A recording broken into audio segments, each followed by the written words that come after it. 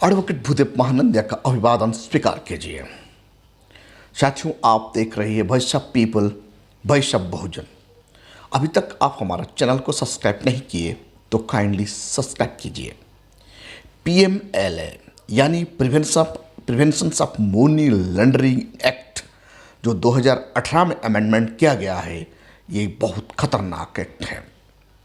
Aurobindo pharma जो drug बनाने वाला कंपनी 52 करोड़ बीजेपी को दिया है। दिलीप मंडल उनका ट्विटर हैंडल में लिखते हैं, जब से भारत इंडिपेंडेंट हुआ है उसी दिन से राजपूत का राष्ट्रपति का अंगरक्षक सिर्फ जाट, राजपूत और जाट सिख क्यों है। ये आर्टिकल 15 और 14 को वायलेट है। आडवाणी जी को भारत रत्न दिया गया है। उस वक्त प्रेसिडेंट ऑफ इंडिया खड़ा थी और भारत का प्रधानमंत्री बैठे थे। ये कितना कानूनन जायज है।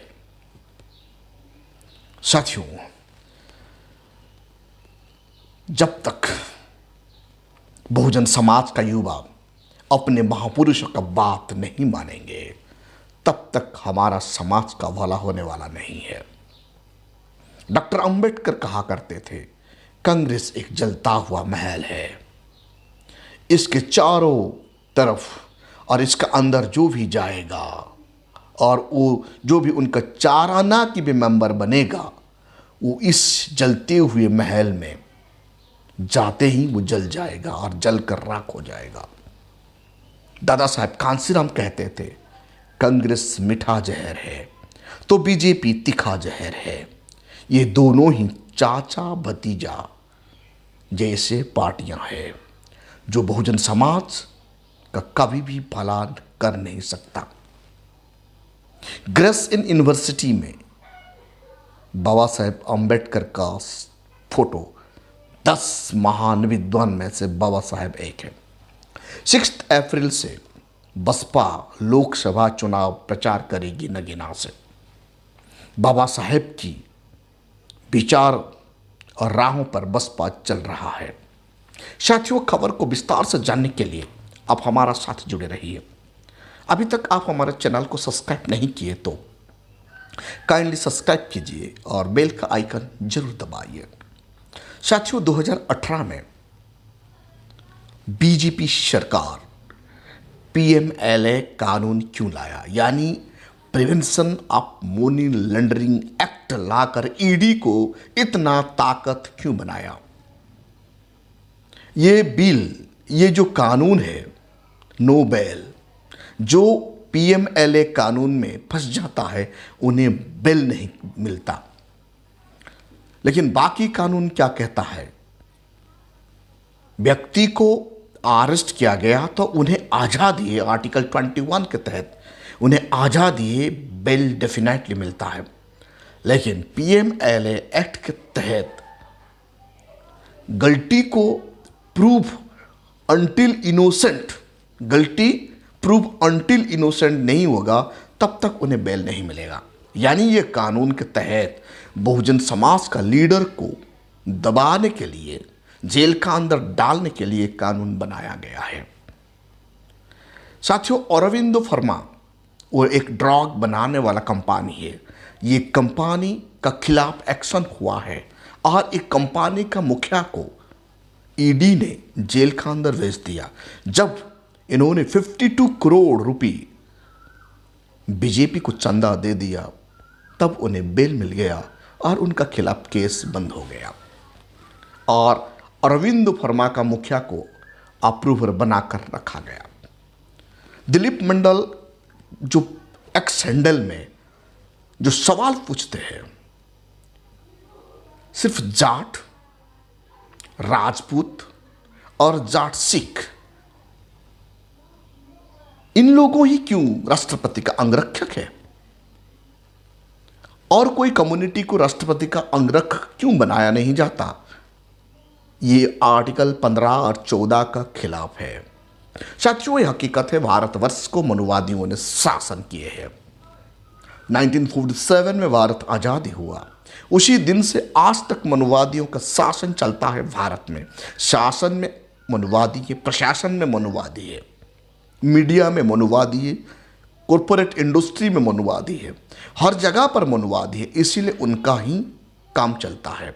आर्टिकल 14 को वायोलेट कर रहा है राष्ट्रपति का अंगरक्षक का कानून, फिर भी उन्हें कोई पूछने वाला नहीं है।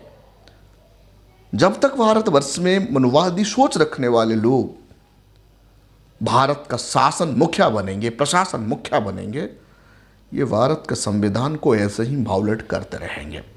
दिलीप मंडल जी का जो प्रश्न है, जवाब सवाल है एक्स हैंडल में, वो जायज है। आडवाणी जी को भारत रत्न में नवाजा गया है। उनका घर पर उन्हें ये भारत रत्न उपाधि दिया गया है। उसी वक्त जो घटना घटा है वो देश के लिए अत्यंत निंदनीय है। अस्वस्थ के कारण आडवाणी जी खड़ा हो नहीं पाए, वो जायज है। भारत का महामहिम राष्ट्रपति खड़ा होके LK आडवाणी जी को भारत रत्न उपाधि में उन्हें नवाजा। उसी वक्त भारत का प्रधान सेवक खड़ा होना चाहिए, लेकिन उन्होंने बैठा हुआ था।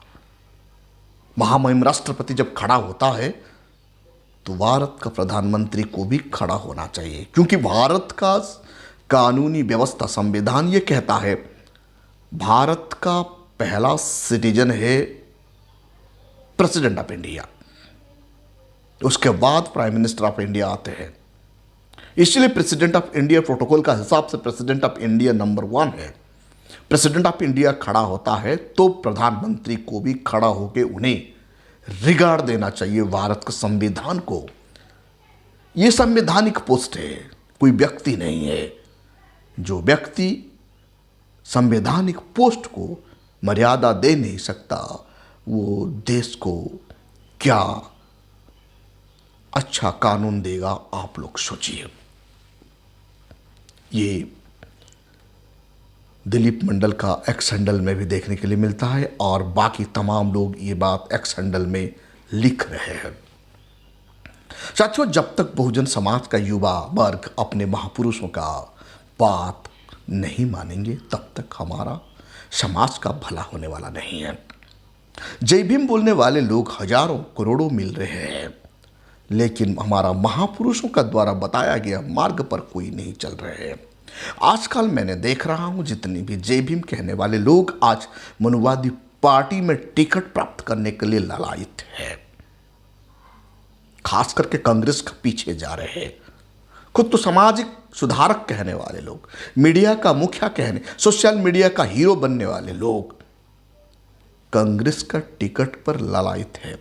आइए हम जानते हैं कांग्रेस के बारे में बाबा साहब क्या कहते हैं, कांग्रेस के बारे में दादा साहब क्या कहते हैं। जो लोग आज कांग्रेस में जाने के लिए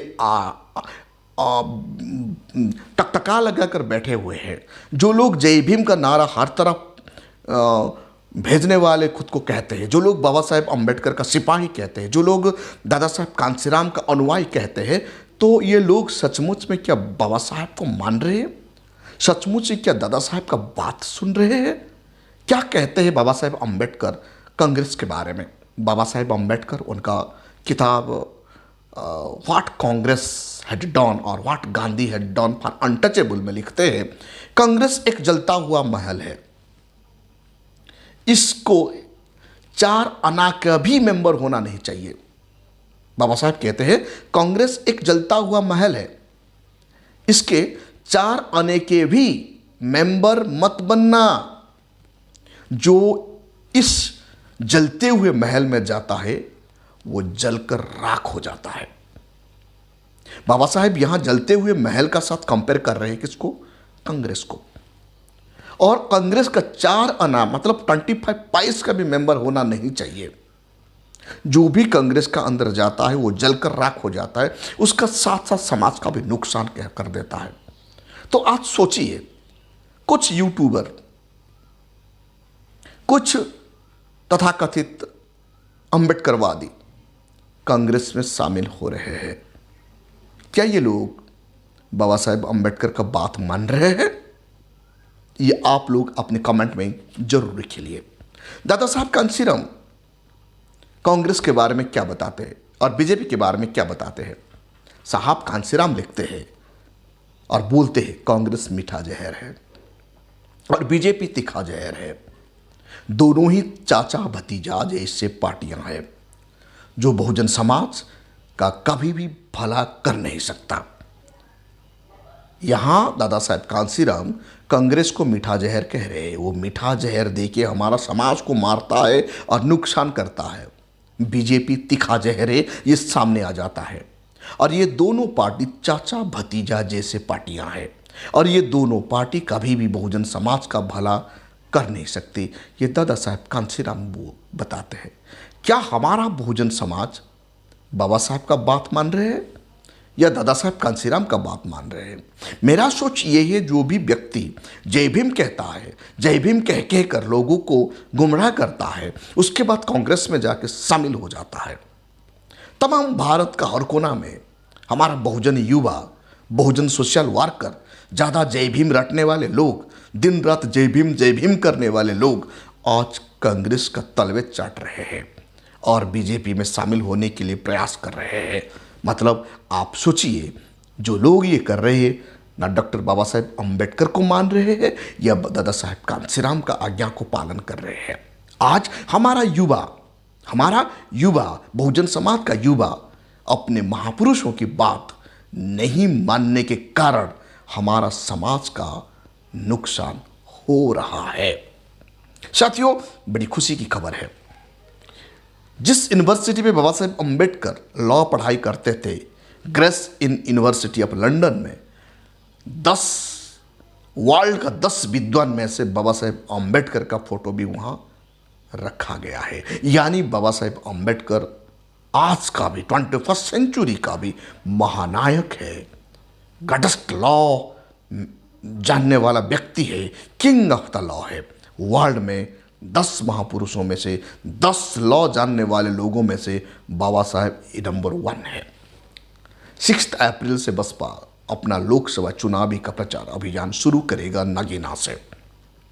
बहन मायावती जी नगीना से अपना चुनावी प्रचार शुरू करेगी। उसके साथ साथ बहन मायावती जी 25 से ज़्यादा रैली करने के लिए संभावना बढ़ गया है और भारत का हर स्टेट में वो प्रचार प्रसार करने के लिए जाएगी।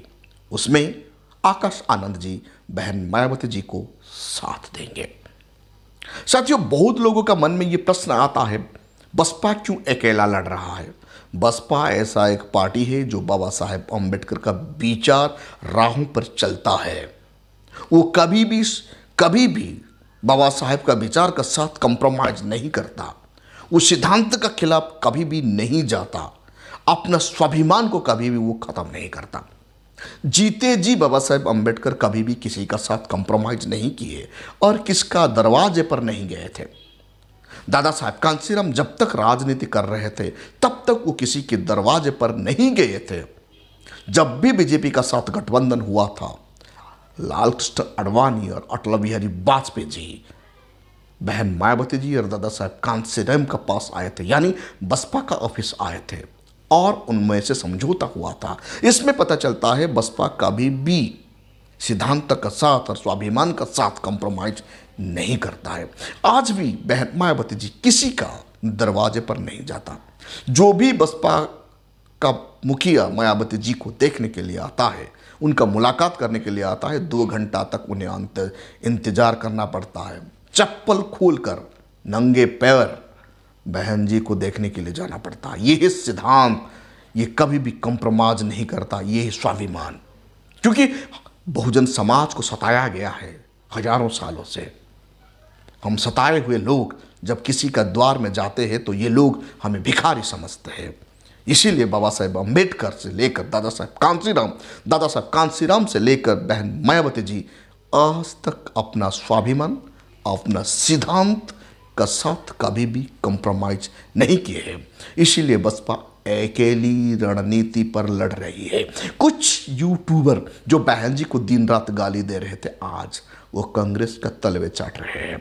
कुछ जय भीम कहने वाले नौजवान दिन रात बसपा के खिलाफ बोल रहे थे, आज बीजेपी और कांग्रेस का तलवे चाटने के लिए गए हैं। हमारा महापुरुष दादा साहब कांसीराम, हमारा मसीहा डॉक्टर बाबा साहेब अम्बेडकर कांग्रेस पार्टी को लताड़ते हैं और कांग्रेस पार्टी का 4 आने की भी मेंबरशिप होने के लिए मना कर देते हैं ये बाबा साहेब अम्बेडकर। तो हम कैसे कांग्रेस में शामिल होंगे? जो व्यक्ति, जो नौजवान बाबा साहेब को सही से पढ़ता है वो कभी भी मनुवादी पार्टी में शामिल नहीं होगा और वो कभी भी मनुवादी पार्टियों का साथ द्वार में जाकर खड़ा नहीं होगा।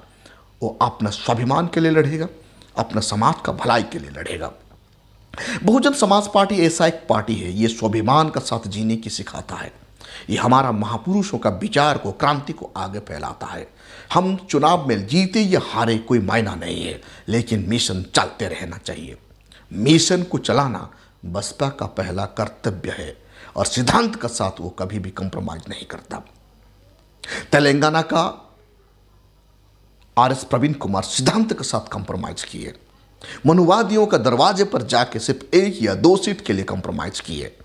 ये बसपा का सिद्धांत का खिलाफ है, ये बाबा साहेब अम्बेडकर का विचार का खिलाफ है, ये दादा साहेब कांसीराम का विचार का खिलाफ है।